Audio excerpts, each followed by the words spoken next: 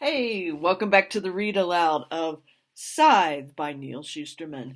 We're starting chapter 3 today. I'm gonna have to read a bit quicker for us to get this done, but that's okay. I can read more and I can post more. Yes, we're starting chapter 3 today. It is called The Force of Destiny, and as always, we start out with a journal entry from the Gleaning Journal of H.S. Curie, one of the Scythes. 2042. It's a year that every school child knows. It was the year when computational power became infinite, or so close to infinite that it could no longer be measured. It was the year we knew everything. The cloud evolved into the thunderhead, and now all there is to know about everything resides in the near infinite memory of the thunderhead for anyone who wants to access it. But like so many things, once we had possession of infinite knowledge, it suddenly seemed less important, less urgent. Yes, we know everything, but I often wonder if anyone bothers to look at all that knowledge. There are academics, of course, who study what we already know, but to what end? The very idea of schooling used to be about learning, so that we could improve our lives and the world. But a perfect world needs no improvement. Like most everything else we do, education from grade school through the highest of universities is just a way to keep us busy. 2042 is the year we conquered death, and also the year we stopped counting.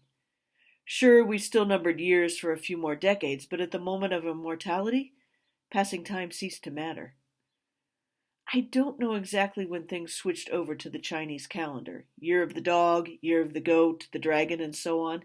And I can't exactly say when animal activists around the world began calling for equal billing for their own favorite species, adding in the year of the otter, and the year of the whale, and the year of the penguin. And I couldn't tell you when they stopped repeating, and when it was decreed that every year henceforth would be named after a different species. All I know for sure is that this is the year of the ocelot. As for the things I don't know, I'm sure they're all up there in the thunderhead for anyone with the motivation to take the time to look. From the Gleaning Journal of H.S. Curie. Chapter 3. The Force of Destiny.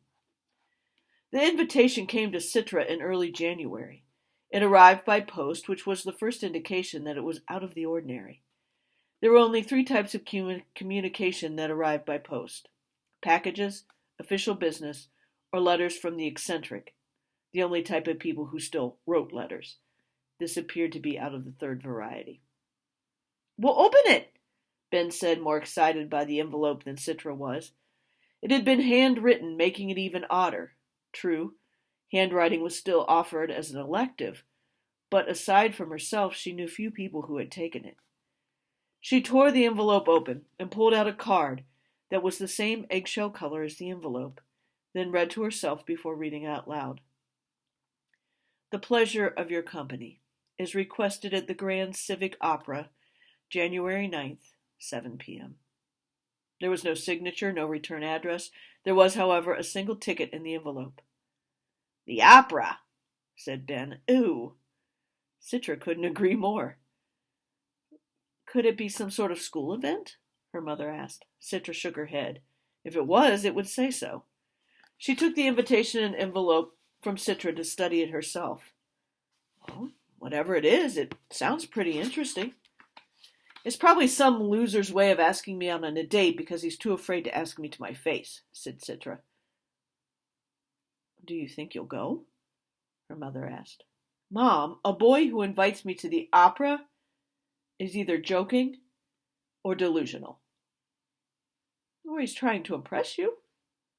Citra grunted and left the room, annoyed by her own curiosity. "I'm not going," she called out from her room, knowing full well that she would. The end.